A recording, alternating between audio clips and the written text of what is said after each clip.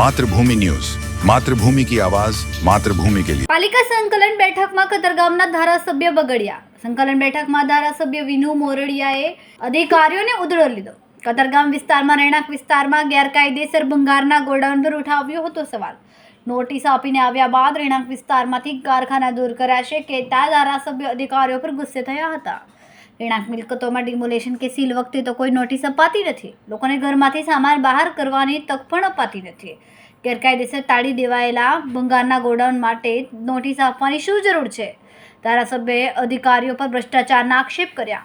મોટાભાગના પોઈન્ટ પર ભૂતિયા સિક્યુરિટી ગાર્ડની હાજરી બતાવી પાલિકાને ચૂનો ચોપડાય છે।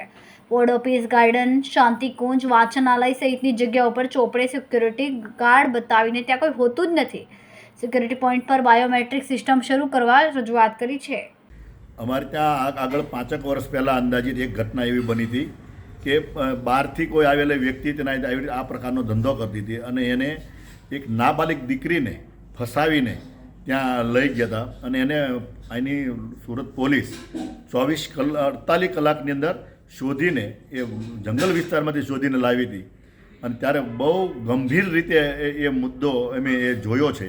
એટલે ફરીથી કોઈ એવી ઘટના ન બને અને અજાણી વ્યક્તિઓ રેસિડેન્ટ વિસ્તારમાં પ્રવેશ ન કરે અને એનાથી લારીવાળા હોય એનાથી રેકી કરતા હોય છે વિસ્તારમાં। મારી તો વિનંતી એ પણ છે કે સોસાયટીની અંદર આ પ્રકારના લોકોને પ્રવેશ અંદર નહીં કરવા દેવો જોઈએ, જેથી કરીને આવી ઘટનાઓને ટાળી શકાય। સિક્યુરિટી ગાર્ડ જે કોર્પોરેશન જે કોન્ટ્રાક્ટ આપતી હોય છે, કરોડો રૂપિયાનો વાર્ષિક કોન્ટ્રાક્ટ હોય છે અને એવા સમયે જ્યારે આના કોર્પોરેશનની માલિકીની મિલકતો હોય છે ત્યાં સિક્યુરિટી ગાર્ડ સમયે નથી જોવા મળતા। હોય તો ફિટનેસ ન હોય, ફિટનેસ તો ન હોય પણ એ કોઈ પણ જગ્યાએ ગમે ત્યાં ખૂણામાં જઈને આરામ ફરમાવતા હોય।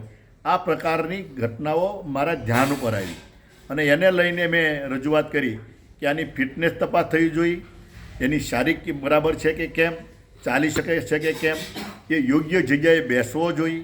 એની હાજરીમાં પણ કંઈક ને કંઈક ગોટાળા કરતા હોય છે જે કોન્ટ્રાક્ટરો। 2 જે ગાર્ડ્સ ફાળવવાની જગ્યાએ એકમાં એ ચલાવી લેતા હોય છે, તો એના સ્તંભ પણ લેવા જોઈએ, એના નામ ને મોબાઈલ સાથેનું એનું રજિસ્ટ્રેશન થવું પડે। આ પ્રકારનું થાય તો યોગ્ય રીતે એને સેવા મળી રહે અને કોર્પોરેશનની મિલકતો સચવાય। વાંચનાલય, આંગણવાડી હોય એમાં પણ બેન દીકરીઓ, નાના બાળકોની સલામતી જળવાય, એ માટે થઈને આ કાર્યવાહી કરવી જોઈએ। ખૂબ જ ટૂંકા સમયમાં માતૃભૂમિ ન્યૂઝ ઓટીટી પ્લેટફોર્મ અને મેગા સિટીમાં કેબલ નેટવર્ક સાથે જોડાઈ જશે, તો જોતા રહો માતૃભૂમિ ન્યૂઝ।